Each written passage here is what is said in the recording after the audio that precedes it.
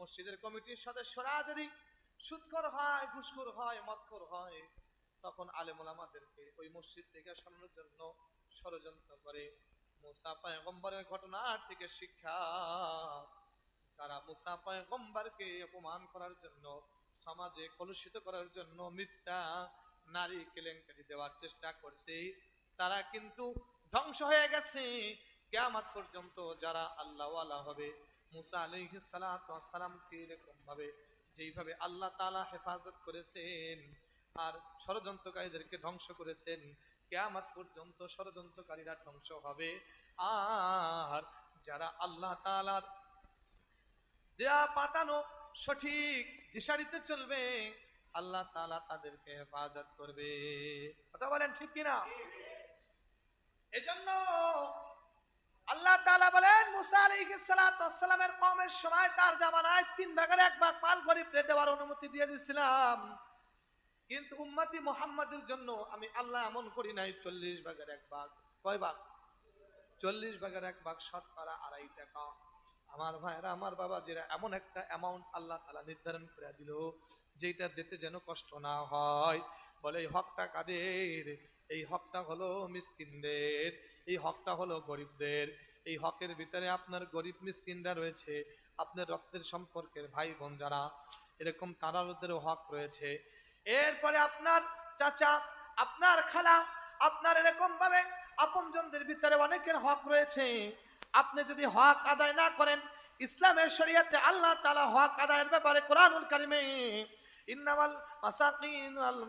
ইন্নামাল ফুকারা ওয়াল মাসাকিন ওয়াল মুহাজিরিন, এখানে আল্লাহ তাআলা এই গরিবদের বন্টনের ব্যাপারে আল্লাহ তাআলা বলে দিয়েছেন, এই বন্টনগুলো আল্লাহ তাআলার শরীয়তের একটা বিধান, এটা মুসলমানরা করবে, কিন্তু এটা অমুসলিমরা পছন্দ করে না। বিশেষ করে ইহুদি খ্রিস্টানরা এই এতিম মিসকিনদেরকে খাবার দিতে, দান সদকা করতে পছন্দ করে না। আর শরীয়তের বিধানে হলো গরিব মিসকিনদেরকে খাবার দেওয়ার নির্দেশ দিয়েছেন কে? ইসলামের শরীয়তে যাকাত ফরজ নাকি সুন্নাত? জোরে বলতে হবে, ফরজ না সুন্নাত? ফরজ। আল্লাহ তাআলা হুকুম দিয়েছেন। তো জাহান্নামে যারা যাবে তাদের দ্বিতীয় নম্বর কারণ পেশ করবে, ওয়ালাম নাকু নুতঈমুল মিসকিন, আমরা দুনিয়াতে মিসকিনদেরকে খেতে দিতাম না, আমরা মিসকিনদেরকে খানা খাওয়াইতাম না। আর সূরাতুল মাউনের ভিতরে আসছে, ওয়ালা ইয়াহুদ্দু আলা তুআমিল মিসকিন, এবং মিসকিনদেরকে যারা খানা খাওয়ানোর ব্যাপারে উৎসাহিত করে না, তারাও কিন্তু জাহান্নামে যাবে। আমাদের সমাজে এমন লোক আছে না, এতিম গরিবদেরকে দিতে চায় না, আর একজন দিতে গেলে তাকে বাধা প্রদান করে, এদেরকে দিয়ে হবে কি? কি হবে? অথচ এতিম গরিব মিসকিনদের হক আছে না নাই? আল্লাহ নবী সরকার দো আলম,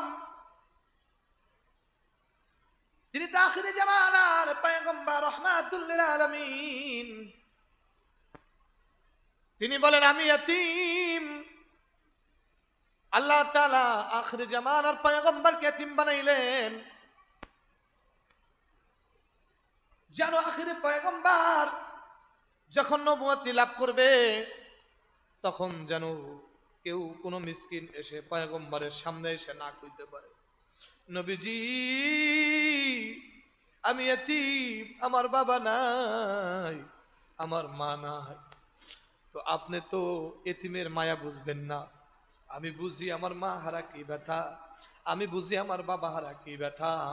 এই জন্য আল্লাহ তাআলা কয়, আমি আমার বন্ধুরেও এতিম বানাইয়া দিছি, আমি আমার বন্ধুরে এতিম বানাইয়া পৃথিবীর সব এতিমদের মায়া দরদ বোঝার ক্ষমতা এবং ওই এতিম হইলে যে কত কষ্ট, সেইটা আমার বন্ধুরে আমি বুঝাইয়া দিছি। আল্লাহ তাআলা আবার বলেন, এতিম বানাইয়া আমি আমার বন্ধুরে ছেড়ে দেই নাই। আলাম ইয়াজিদকা ইয়াতীমান ফাআওয়া, এখানে আল্লাহ তাআলা তিনি বলেন, বন্ধু আমি কিন্তু আপনার এতিম বানাইয়া আমি ছেড়ে দিই নাই, আমি কিন্তু আপনাকে ছেড়ে দিই নাই। এই জন্য বন্ধুরে বুঝাইয়া দিলেন, বন্ধুরে এতিমদেরকে আপনিও কিন্তু ছেড়ে দিয়েন না। পয়গম্বরে আরবি রাহমাতুল লিল আলামিন ঈদের দিন কারা ঈদের নামাজ পড়ার জন্য বাসার থেকে আল্লাহ রাসূল সাল্লাল্লাহু আলাইহি ওয়াসাল্লাম তৈয়ার হয়ে গেলেন। এইবার তিনি ঈদের নামাজের জন্য রাস্তা দিয়ে গমন করতেছেন, ঈদগার মাঠে গিয়ে ঈদের নামাজ পড়াবেন। এমন সময় রাস্তার পাশে ছোট্ট একটা এতিম সন্তান কান্না করে। মানুষ হেঁটে যায়, তাকে বলে তুমি কেন কান্না করো? বলে আমার কান্নার কারণ তোমাদেরকে বললে তোমরা বুঝবা না। একজনকে বলার জন্য বসে আছি, আমি তাকে খুঁজতেছি। মানুষ আস্তে করে জিজ্ঞাসা করে আর চলে যায়। কিছু সময় পরে রহমাতুল লিল আলামিন তিনি এসে জিজ্ঞাসা করে, বাবাজি তুমি রাস্তার পাশে বসে বসে কেন কান্না করতেছো? বলে আমার এই কথা আপনাকে বলে কি লাভ হবে? সকাল থেকে অনেক মানুষ কি বলছি, কেউ আমার কথা শুনে আমাকে কেউ কোনো পরামর্শ দেয় নাই। আমি একজনকে খুঁজতেছি, তিনি হলেন আখিরে জামানার পয়গম্বর মুহাম্মদুর রাসূলুল্লাহ সাল্লাল্লাহু আলাইহি ওয়াসাল্লাম। বলা মাত্র রাহমাতুল লিল আলামিন তিনি বসে বললেন, বাবাজি তুমি যারে খুঁজতেছো আমি হলাম সে, তুমি আমারে কেন খোঁজো? এমন সময় বলে, নবীজি আমার বাবা মারা গেছে, আমি এতিম, অভাবের সংসার, আমার মা অন্য একটা পুরুষের সাথে বিবাহ করছে। বিবাহের পূর্বে আমার মাকে তিনি বলেছিলেন তোমার সন্তানের খোঁজ খবর আমি রাখবো, খরচ বহন করব। কিন্তু নবীজি বিবাহের পরে আমাকে সইতে পারে না। আমাকে যদি আমার মা খাবার দেয়, এই কারণে আমার মার সাথে আমার সেই বাবা ঝগড়া করে, তাকে মারধর করে। নবীজি আমি ঘরে থাকতে পারি না, আমার মাকে আমার কারণে বেশি কথা বলে।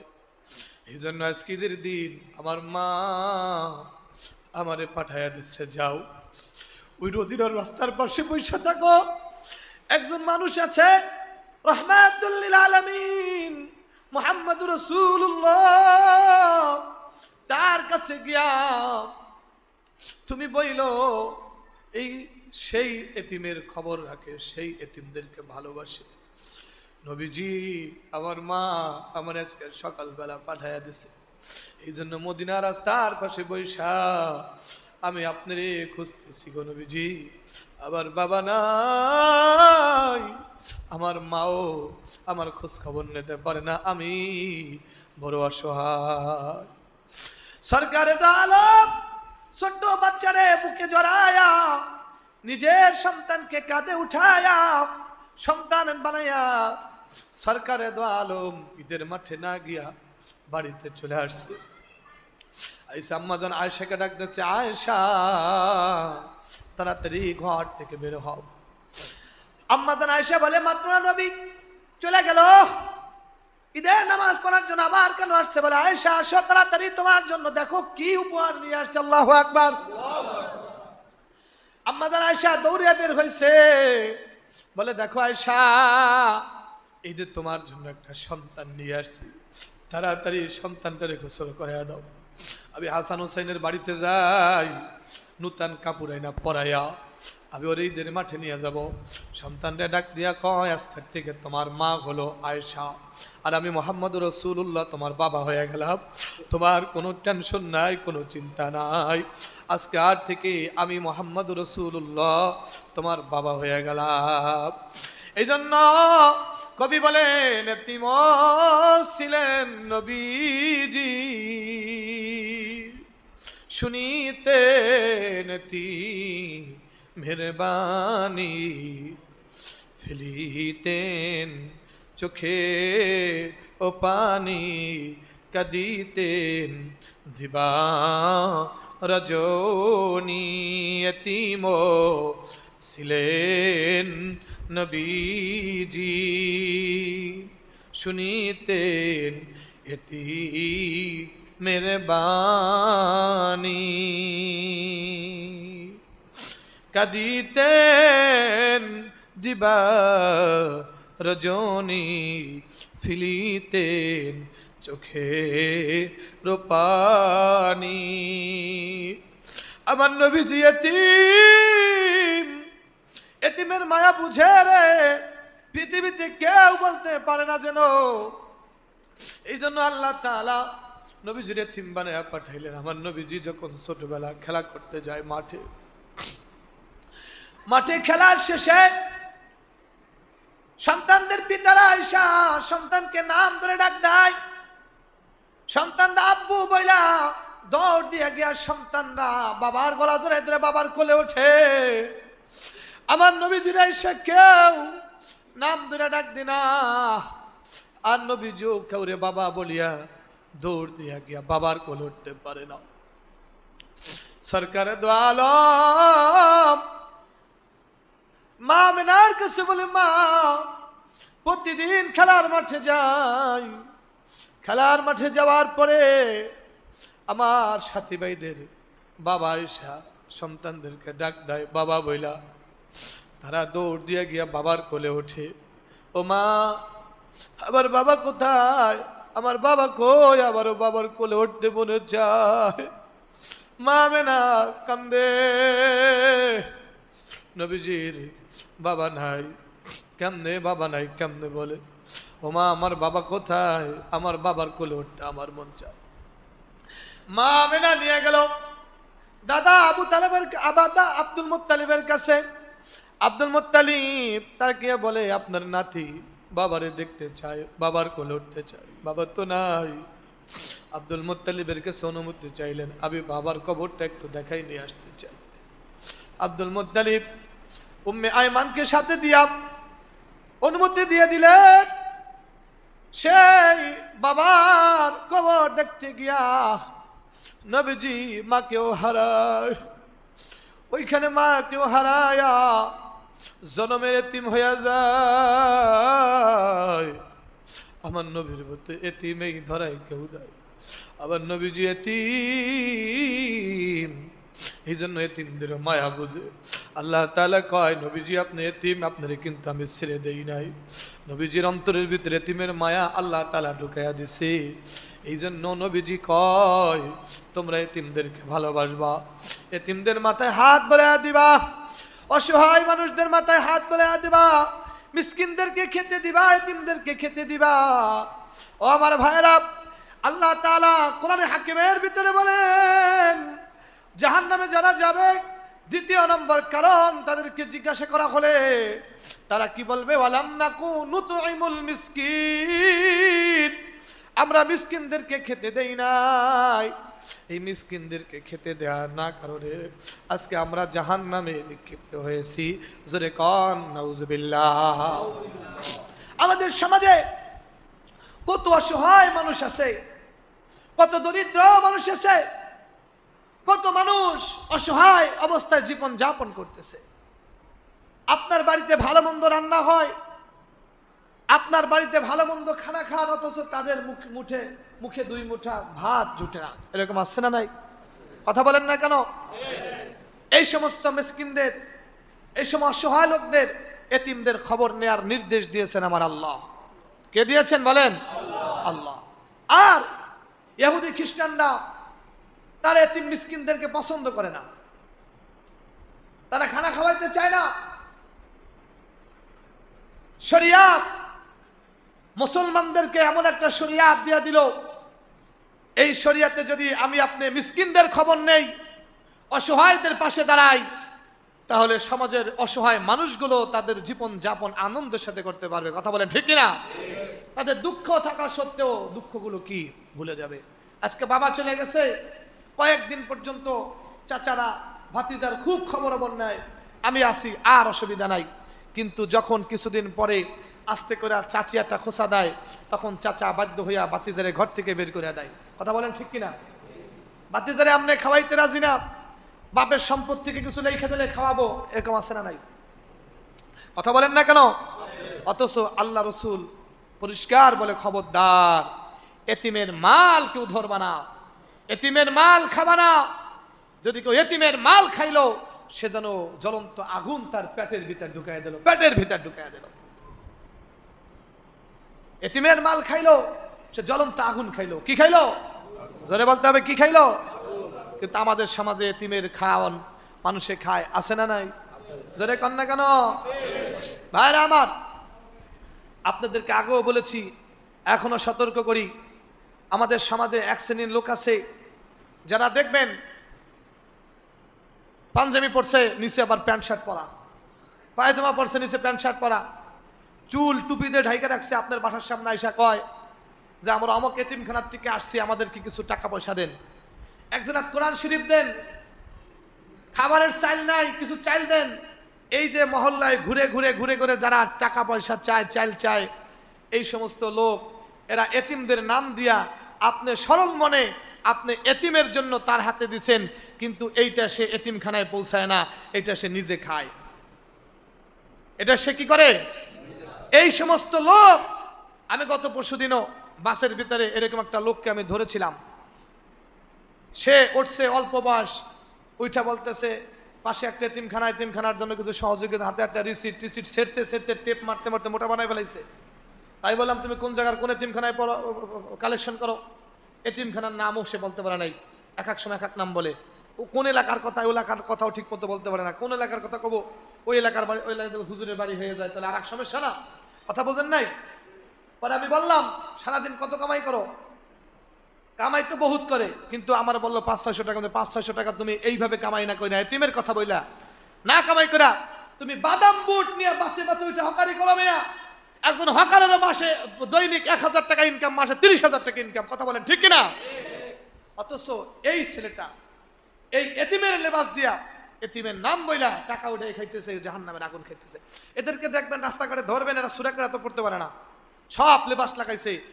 এই তো 2-3 দিন আগে একটা খবরে আসছে, আপনারা খবরটা দেখছেন হয়তোবা। এরকম ভাবে 2 জন লোক ধরছে, এরা মাদ্রাসায় পড়ে, যখন তাদের টুপি খুলছে চুল এই পর্যন্ত, এরপরে তাদের পাঞ্জাবি পায়জামা খুইলা দেখে ভিতরে প্যান্ট শার্ট পরা, প্যান্ট শার্টের ভিতরে সিগারেটের প্যাকেট, গাঞ্জার পোটলা, সব দান্দাবাজ, গাঞ্জার টাকা পায় না, এরা আইসা এইভাবে লেবাস দেরা। অথচ তাকায়া দেখেন, আপনাদেরকে আমি চোখে আঙ্গুল দিয়ে দেখাইতে পারি, আমি একটা এতিমখানার দায়িত্বে আছি। আজ পর্যন্ত আমার এতিমখানার কোনো ছাত্র এসে আপনাদের কাছে বলছে যে আমাদেরকে কিছু খাবারের জন্য চাইল দেন? বলেন বলছে? বলছে? ওইটার জন্য যদি বইলেই থাকে কেউ, সে কে বলে? আমি বলি। আমি ওটার শিক্ষক, আমি ওটার মুহাদ্দিমিন। আমার যখন চাইল থাকে না, তখন আমি আপনাদের কাছে বললে আমি বলি, এবং আমি আপনাদের কাছেই বলি, যারা আমাকে চিনেন জানেন। অপরিচিত লোকের কাছে আমার বলার সুযোগ নাই, আসেনি? কথা বলেন আছে? এই জন্য মনে রাখবেন, যারা ছাত্র লেবাস ধরে আইসা এতিমের চাল চায় আর এতিমখানায় কেউ পড়ে না, সব দান্দাবাজ, সব দান্দাবাজ, সব দান্দাবাজ। আমার মাদ্রাসার ছাত্র তো একদিন আসলো না। এই যে মেম্বার বাড়িতে একটা মাদ্রাসা আছে, হ্যাঁ, আবুল হাশেম দারুল আরকাম মাদ্রাসা, এই মাদ্রাসায় করে 10 জন এতিম ছাত্র ফ্রি খায়। কই এই এতিমটা তো আপনার কাছে একদিনও আসলো না? আসছে নাকি? এই যে ফজলুভাই যে মাদ্রাসায় কাসিমিয়া, এই মাদ্রাসায় কাসিমিয়াতে এতিম আছে, আজ পর্যন্ত কি মাদ্রাসায় কাসিমিয়ার থেকে আপনাদের কাছে কোনো জাকাত ফাতরা মান্যত সৎকার জন্য আসছে? আসে নাই। কোনো ছাত্ররা আসছে? আরে বোঝেন না, আসছে? আসে নাই। এই জন্য ভাই, যারা ছাত্ররা আইসা জাকাতের টাকা চায়, ছাত্ররা আইসা মান্যতের টাকা চায়, এগুলো মনে করবেন এগুলো সব ধান্দাবাজ। এই যে টাকা পয়সা নিয়ে খায়, এতিমের মাল খাওয়ার জন্য পেটের ভিতরে আগুন ঢুকাইলো। কি ঢুকাইলো? কথা বলেন না কেন? আগুন ঢুকাইলো। সাবধান, এদেরকে সহযোগিতা করবেন না, সহযোগিতা বন্ধ করে দেন, দেখবেন ঠিক এরা আর আসবে না। আপনার যে সমস্ত জাকাত আছে, আপনার যেগুলো দান আছে, এগুলো আপনি নিয়ে আপনার আত্মীয় স্বজন, আপনার গ্রামের মানুষ, আপনার মহল্লার মানুষ, আপনার পাশের রুমের ভাড়াটিয়া, দেখেন না কে খানা না খাইয়া ঘুমাইতেছে। এরকম কত গার্মেন্টসের এই এলাকায় আছে না? আপনি বাড়িওয়ালা, এমন আপনার ভাড়াটিয়া আছে 3 মাসের ভাড়া বাকি, খুব বিপদে আছে, কোনো রকম ভর্তা করে ভাত খায়, আছে না নাই? আপনি তারে 2টা পাঙ্গাস মাছ কিনে দেন, তার জন্য একদিন একটা পোল্ট্রি মুড়ে কিনে দেন, যে ছেলেটা ডাক দিয়ে আমার সাথে আয়, হ্যাঁ, দোকানে নিয়ে তারে 5 কেজি চাল কিনা দেন, এটা দেন আপনি। কিন্তু আপনি এই সমস্ত লোকদেরকে দিয়েন না। প্রতিবেশীর খোঁজ খবর রাখবেন, মিসকিনদেরকে, এতিমদেরকে খেতে দিবেন, এতিমদের খোঁজ খবর রাখবেন। আপনার জাকাতের টাকার থেকে, আপনার সাধারণ দাম থেকে আপনি যেখানে দিবেন চিন্তা ভাবনা করে দেন। কথা কন ঠিক কিনা? আপনার প্রতিবেশীর হক আগে, আপনার ভাই গরিব অসহায় তার হক আগে, আপনার নিজের রক্তের যারা তাদের হক আগে, এরপরে আপনার প্রতিবেশীর হক, এরপর দূরের হক। মনে থাকবে? মনে থাকবে ইনশাআল্লাহ? আল্লাহ তাআলা আমাদেরকে বুঝার তৌফিক দান করুক, জোরে কোন আমিন। দ্বিতীয় নম্বর কারণ কি বলবে? আলাম নাকুন নুতঈমুল মিসকিন, আমরা মিসকিনদেরকে খানা খাওয়াইতাম না, মিসকিনদেরকে খেতে দিতাম না। ভাইরা আমার, বর্তমান সময় এই অভাবগ্রস্ত কিছু মানুষ এরকম আমাদের সমাজে সব সময় থাকে বা আছে, এদের আমরা খোঁজখবর নিতে চাই না, নেই না। এমনকি আমাদের বাড়িতে যদি কোনো অনুষ্ঠান হয়, এই অনুষ্ঠানের ভিতরে আমরা এই সমস্ত মানুষদেরকে ইনভাইট করি না। কথা বলেন ঠিক কিনা? বিশেষ করে আমরা যে আমাদের বাবা মার নামে যে সমস্ত খানা খাওয়াই, মৃত্যু বাবা মার নামে, ভাইয়ের নামে যে সমস্ত খানা খাওয়াই, এই খানা খাওয়ার প্রথম হকদার হলো এতিম মিসকিন গরিবরা। প্রথম হকদার কারা বলেন? এতিম মিসকিন গরিবরা। কিন্তু যারা ধনী মানুষ তারা এই মা বাবার নামে যে লিল্লার খাওন, এটা খাওয়ার হকদার না। ধনীদেরকে খাওয়াইতে হবে আপনার পক্ষ থেকে মেহমানদারি। কিন্তু আমরা দেখা যায় উল্টাটা, যে আজকে যারা গরিব অসহায় এতিম তাদেরকে আমরা বলি না, আমরা তাদেরকে বলি না, আমরা বলি সব ধনী পরিবার। কথা বলেন ঠিক কিনা? তবে সবাই না, কিন্তু ইল্লা মাশাআল্লাহ অনেকে আছে গরিবদেরকেও দাওয়াত করে, ধনীদেরকেও দাওয়াত করে, আছে না নাই? আপনাদেরকে এই বিষয়গুলো খেয়াল রাখতে হবে যে আমার মহল্লার আমার গরিব যারা ভাইরা আছে, হয়তো তারা টাকা পয়সা দিতে পারবে না, শরম লজ্জা তাদের, হ্যাঁ আমার মেয়ের বিবাহে কিন্তু আমার দিলে টাকা দিতে পারবে না, এজন্য হয়তো আসবে না। আপনি তার কাছে যে হাতটা ধরে বলেন, ভাই আপনি আমার মহব্বতের মানুষ, আমার প্রতিবেশী, আমার মেয়ের বিবাহতে আপনাকে দাওয়াত দিলাম, আপনার ছেলেটাকে নিয়ে আপনি আসবেন, আপনার কোনো কিছু দিতে হবে না, দেখবেন তার দিলটার ভিতর থেকে দোয়া আসবে, আল্লাহ তাআলা বরকত দিয়ে দেবেন। কথা কান ঠিক কিনা? অথচ আপনার মেয়ে বিবাহ করাইতেছেন, আপনার মেয়ের এত বড় অনুষ্ঠান, আপনার এই বাড়ির ভিতরে একজন ভাড়াটিয়া আছে, একজন গরিব মানুষ আছে, তার ঘরে গোশতর ইজাইতেছে, ঘ্রাণ দিতেছে, সে তার বাচ্চাকে সারাটা দিন দরজা বন্ধ করে আটকে রাখছে, এই লোকটা যে কষ্ট পাইতেছে, আল্লাহ রাসূল বলেন এই মিসকিনের হক ছিল আগে। কথা কন ঠিক কিনা? আপনার বাড়িতে দাওয়াত খাওয়াইলেন, কত মানুষ বিনা দাওয়াতে খাইলো, এমনকি খাবার অপচয় হতো, সেই খাবারগুলো কুকুর বিড়ালে খাইলো, পশু পাখি খাইলো। কথা বলেন ঠিক কিনা? কিন্তু আপনার প্রতিবেশী একটা গরিব মানুষ, তাকে আপনি খানা খাবার দাওয়াত দিতে পারলেন না, এটা কি হইল? এর জন্য সকলকে আমি বিনীতভাবে অনুরোধ করব, অনুষ্ঠানে দেখবেন যে আমরা অনুষ্ঠান করলে 500 লোকের আয়োজন, সেখানে 700 লোকের ব্যবস্থা করি। 200 লোকের ব্যবস্থা কেন করলেন? অনেক লোক আছে বিনা দাওয়াতে চলে আসবে, আমার ইজ্জতমান যেন না যায়, এজন্য কিছু বেশি করে। কথা বলেন ঠিক কিনা? আর বিনা দাওয়াতে যত লোক আসবে আপনি ধরে নিছেন, ওটার ভিতরে আপনার প্রতিবেশী গরিবদেরকে ধরে নেন, তাহলে তো আর ঝামেলা থাকে না। কথা বলেন ঠিক কিনা? আচ্ছা ভাইরা আমার, আপনাদের কাছে আমি অনুরোধ করব, মেহেরবানি করে আপনারা আপনাদের প্রতিবেশীর দিকে লক্ষ্য রাখবেন। আল্লাহ তাআলা আমাদের বোঝার তৌফিক দান করুক, জোরে কান আমিন। এখন বর্তমান সময় আপনারা দেখেছেন বাংলাদেশের বিভিন্ন অঞ্চলে ভারী বৃষ্টির কারণে পাহাড়ের ঢল নেমে বিভিন্ন